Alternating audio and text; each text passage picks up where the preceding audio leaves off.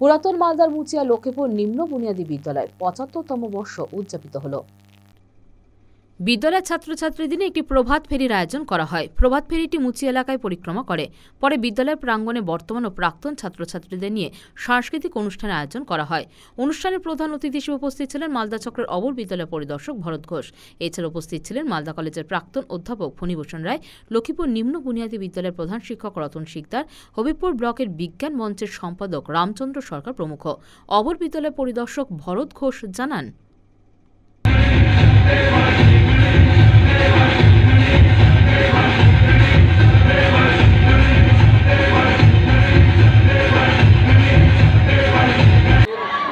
প্রাথমিক বিদ্যালয়ের মধ্যে এই লক্ষ্মীপুর জুনিয়র বেসিক যে বিদ্যালয়, সেই বিদ্যালয়ে ৭৫ বছর পূর্তি উদযাপন হচ্ছে।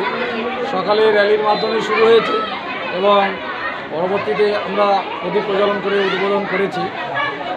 এই একটি বিদ্যালয় যারা ৭৫ বছর পূর্তি উদযাপন করতে পেরেছে, অবশ্যই একটা ভালো সুযোগ, সুবর্ণ সুযোগ যে একটা প্রাথমিক বিদ্যালয়ে ৭৫ বছর উদযাপন করতে পারে এবং এমনকি খুব ভালোভাবে পারে সেটা দেখাচ্ছেন।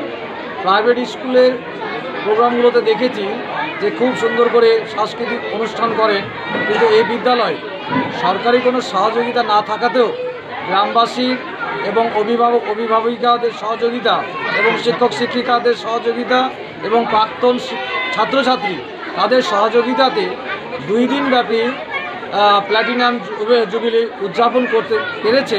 এটাই একটা প্রাথমিক বিদ্যালয়ের পক্ষে খুব গর্বের।